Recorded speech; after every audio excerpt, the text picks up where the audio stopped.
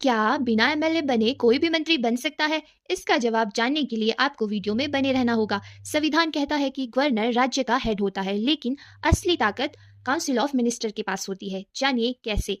चलिए समझते हैं आसान तरीके से।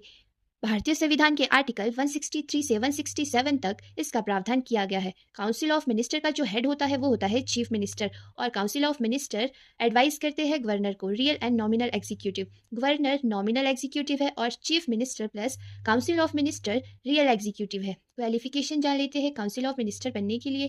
पहला है कि वो इंडिया का सिटीजन होना चाहिए और वो मेंबर होना चाहिए स्टेट लेजिस्लेचर यानी विधानसभा या विधान परिषद का। उसकी एज विधानसभा का मेंबर बनने के लिए 25 होनी चाहिए और विधान परिषद का मेंबर बनने के लिए 30 ईयर्स होनी चाहिए, और वो कोई भी ऑफिस ऑफ प्रॉफिट होल्ड ना करता हो। अपॉइंटमेंट जान लेते हैं। चीफ मिनिस्टर को अपॉइंट किया जाता है गवर्नर के द्वारा, और जिसके पास विधानसभा में मेजॉरिटी होती है वही चीफ मिनिस्टर अपॉइंट किया जाता है। अदर मिनिस्टर्स जान लेते हैं। इसे अपॉइंट करता है गवर्नर किसकी सलाह से? चीफ मिनिस्टर की सलाह से। Type of ministers, cabinet ministers, ये सबसे सीनियर मोस्ट मिनिस्टर्स कहलाते हैं और ये सारे इंपॉर्टेंट डिपार्टमेंट संभालते हैं। और जो ये मेंबर होते हैं कैबिनेट मिनिस्टर्स, ये कैबिनेट मीटिंग में भी पार्टिसिपेट करते हैं। मिनिस्टर ऑफ स्टेट, ये असिस्ट करते हैं कैबिनेट मिनिस्टर को और ये कभी कभी इंडिपेंडेंट चार्ज भी संभालते हैं। डेप्यूटी मिनिस्टर, ये असिस्ट करते हैं मिनिस्टर्स को और ये डिसीजन लेने की जो इनकी पावर होती है ये कम होती है।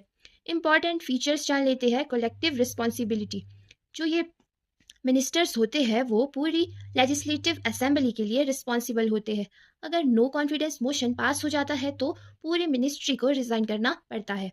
इंडिविजुअल रिस्पॉन्सिबिलिटी, सभी मिनिस्टर अपने डिपार्टमेंट के लिए इंडिविजुअल रिस्पॉन्सिबल होते हैं।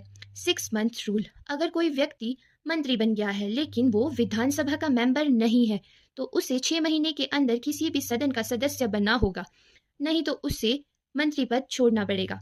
Size of council of minister, 91st constitutional amendment act 2003 ये कहता है कि जो मंत्रियों की संख्या है विधानसभा में वो कुल सदस्यों के 15% से अधिक नहीं हो सकती, लेकिन किसी भी राज्य में मंत्रियों की संख्या 12 से कम नहीं होगी। इसका उद्देश्य था फालतू बड़े मंत्रियों को रोकना और सरकार के खर्चों को कम करना। पावर्स क्या क्या है इनकी? ये राज्य की नीतियां बनाते हैं, ये स्टेट का प्रशासन चलाते हैं, बजट तैयार करते हैं और फाइनेंशियल पॉलिसी बनाना इनका काम होता है। ये गवर्नर को सलाह भी करते हैं।